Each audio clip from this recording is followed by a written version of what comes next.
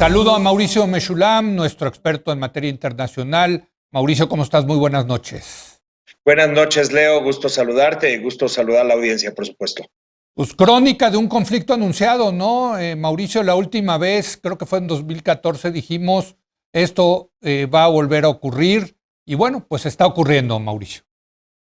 Así es, bueno, mira, están ahí todos los temas irresueltos de este conflicto que ocasionan que de tanto en tanto la situación escale a niveles como los que estamos viendo ahora. Otras veces la situación estalla en niveles inferiores, pero aún así es importante mencionar que existen ciertas reglas del juego. Hay como una ecuación que permite una relativa estabilidad, pero cuando esta ecuación se rompe es cuando estalla y sucede lo que estamos viendo ahora mismo. Entonces hay una serie de factores que se combinan ahora, diría yo, un sinnúmero de factores, de verdad, sería muy difícil describirlos todos, que ocasionan tanto a nivel interno como a nivel internacional, que ocasionan que la situación haya escalado a los niveles actuales y un poco recordándonos que cuando los conflictos no son resueltos de fondo, cuando no se atienden los factores estructurales que hay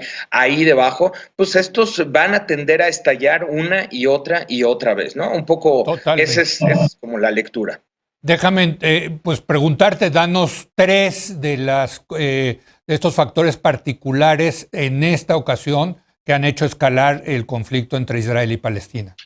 Mira, te diría yo, primero, la situación política interna en Israel, la situación política interna en Palestina. ¿Por qué? Porque en Israel han ocurrido 4 elecciones sin que el gobierno de Netanyahu haya sido capaz, o la oposición haya sido capaz de formar gobierno. Es decir, o sea, el partido de Netanyahu ha ganado en varias de estas ocasiones, otros partidos en otras, pero no se ha formado un gobierno y por lo tanto el liderazgo de Netanyahu, que también enfrenta cargos de corrupción, se encuentra enormemente debilitado y muy sujeto a las presiones de grupos de más derecha y de extrema derecha que lo critican como débil, lo critican como falto de respuestas frente a las escaladas ante Hamás. Del otro lado, del lado palestino, iba a haber también elecciones el 22 de mayo. El presidente Abbas las suspende de manera indefinida desde el día 29 de abril, o sea, previo a este conflicto. Y aquí tenemos también entonces el posicionamiento de Hamás, que era una de las organizaciones que también tiene un partido político que compite en esas elecciones y que se esperaba iba a tener un extraordinario desempeño en esas elecciones. Entonces ahora le suspenden la posibilidad de adquirir el poder que iba a adquirir. Incluso muchos decían que jamás podía incluso sustituir al presidente palestino Abbas, y esto es también un factor que incentiva el hecho de que Hamás se posicione frente a las circunstancias. Ahora, ante este panorama político viene un siguiente factor, Leo, que son una ola de manifestaciones a raíz de una serie de medidas restrictivas por parte de la policía de Jerusalén justo durante el mes del Ramadán. O sea, el ambiente ha estado muy caliente desde hace más de un mes, Leo, y esto especialmente en Jerusalén y en otras partes de Cisjordania, en donde los palestinos han protagonizado manifestaciones en contra de la policía israelí, bloquearon la puerta de Damasco, restringieron la cantidad de personas que pueden ingresar a la mezquita de Omar. Incluso en ciertos momentos la policía de Jerusalén tomó prácticamente la plaza y todo el sitio donde se encuentra la mezquita de Omar, y jamás, frente a esta situación política que estoy indicando, empezó a amenazar a Israel. Desde aproximadamente el 6 de mayo empieza a lanzar sus amenazas, tratando de posicionarse, apropiarse de este movimiento de calle palestino que además se torna violento, se genera una gran cantidad de heridos, cientos de heridos entre los palestinos. Entonces jamás llega un momento en que amenaza a Israel, y muy concretamente el 10 de mayo jamás lanza un ultimátum a Israel y le dice que si la policía de Jerusalén no desocupa la zona de la mezquita de Omar, que entonces lo que va a suceder es que Hamás va a intervenir. Y así sucede. Este ultimátum, por supuesto, no es atendido por parte de Israel. La organización islámica, Hamás y la Yihad Islámica, lanzan estos misiles. Específicamente, Hamás manda 7 misiles en contra de Jerusalén. Y ahí es donde se abre una oportunidad que hay que entenderlo muy desde la perspectiva militar y desde esta otra, desde otro factor que señalo.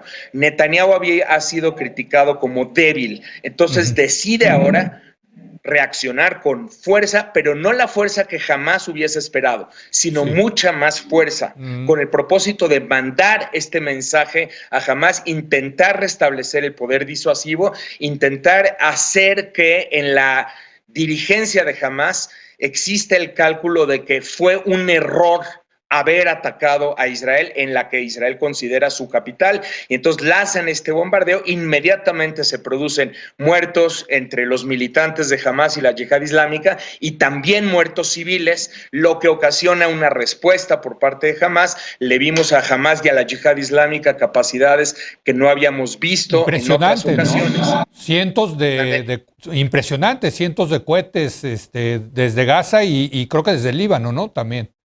Específicamente la Hamás y la Yihad Islámica desde Gaza. Los del Líbano son otras organizaciones que operan en el sur del Líbano, pero Hamás y la Yihad Islámica alcanzan a mandar cientos de cohetes en solo unos minutos, lo que pues refleja las capacidades que han adquirido desde ese momento, y también para esquivar este escudo antimisiles por parte de Israel. Israel responde entonces con todavía más fuerza, lo que genera daños a la infraestructura militar de Hamás y la Yihad Islámica, mata a muchos militantes de esas dos agrupaciones, pero también ocasiona una desproporcionada cantidad de civiles muertos, incluidos niños, mujeres, los bombardeos a edificios que Israel justifica como parte de la infraestructura de Hamás, pero que realmente pues habrá que ver esas evidencias. Por ejemplo, el bombardeo a la agencia asociada de prensa y a Al Jazeera, o sea, al edificio que ocupaba la prensa asociada a Al Jazeera. Dice el secretario de Estado estadounidense, Anthony Blinken, que hasta ahora no se le ha demostrado que realmente pertenecía a la infraestructura de Hamás, y esto genera también una tensión internacional y una opinión desfavorable a Israel a nivel internacional, incluso entre sectores que inicialmente le apoyaban. Más o menos esto es lo que ha venido sucediendo en los últimos días. Sí, ahora déjame decirte, las escenas que se han visto terribles de lo que está pasando en Gaza, en donde hay civiles que han sido muertos por este ataque de Israel, y en particular de niños, ¿no? Pues no le ayudan nada a Israel en el tema, en el contexto internacional, ¿no? Lo deslegitiman mucho y lo hacen aparecer como una fuerza ocupacionista pues bastante tiránica, ¿no? A pesar de que sabemos de que Israel trata de no matar civiles, pero en esta guerra, digamos, en la otra parte de la guerra, que es la guerra en los medios, me parece que no sale bien librado Israel, Mauricio. No sale nada bien librado, y aquí hay que entender que dentro de la lógica de guerra, o sea, cuando tú haces estudios de guerra, tienes que entender que hay una parte militar y material, y ahí efectivamente Israel consigue generar daños importantes a la infraestructura de Hamás y la Yihad Islámica, y está esta otra parte política que, de acuerdo con los grandes teóricos de la guerra, tendría que ser la primera. O sea, tú no luchas una guerra por vencer materialmente al oponente, sino por vencerlo políticamente. Lo que estás buscando es cambiar su voluntad. Eso es lo que dice la teoría. Entonces, en la medida en que tú te perjudicas políticamente por una acción militar como la que estamos viendo y se deslegitima tu lucha, lo que termina por pasar es que al revés, se legitima la lucha del oponente Hamás, que es una agrupación militante, fundamentalista, que ha cometido atentados terroristas, pero que en este momento aparece como como el legítimo defensor del pueblo palestino que está siendo atacado por Israel, y entonces se debilita la postura de Israel a nivel internacional, se fortalece la postura de Hamás, no solo a nivel internacional, sino aquí la parte importante, a nivel interno. O sea, Hamás adquiere un enorme apoyo entre la población palestina y por lo tanto esto incentiva que Hamás tome posiciones de fuerza frente al ejército israelí, que sin duda es mucho más poderoso en lo material, pero que termina asestándole este tipo de golpes simbólicos y políticos. Y esto, lamentablemente, no es la primera vez que sucede. Esto Netanyahu ya lo sabía. O sea, quiero decirlo aquí muy claro, Netanyahu no es, aunque parezca lo contrario, Netanyahu no es el más duro de todo el espectro, sino que Netanyahu, ubicado en centro derecha, continuamente trata de evitar estas escaladas porque ya sabe que terminan por perjudicarle. Sin embargo, frente a la situación política de Israel, frente a 4 elecciones, frente a el fortalecimiento de las posiciones de más derecha y de extrema derecha, Netanyahu tiene que reaccionar con esta fuerza y se mete en esto que militarmente puede convenirle, porque sí efectivamente se genera un daño, pero políticamente y sobre todo a nivel internacional deslegitima su lucha y se dan pasos para atrás en temas en los cuales ya se había avanzado. Mauricio, me quedan 30 segundos, pero sí te quiero hacer una última pregunta. El presidente Biden de Estados Unidos ya habló con Netanyahu y le dijo hay que desescalar este conflicto.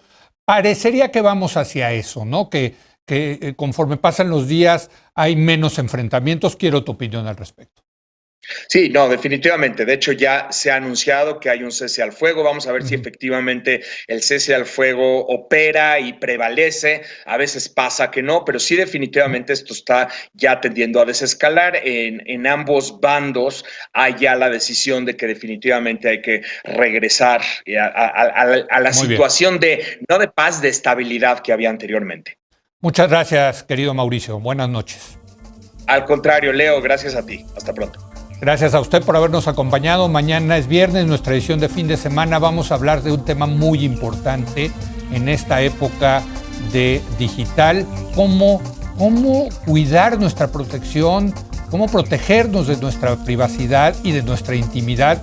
Va a ver usted los datos de cómo se roban nuestros datos personales. Lo veo mañana. Muy buenas noches.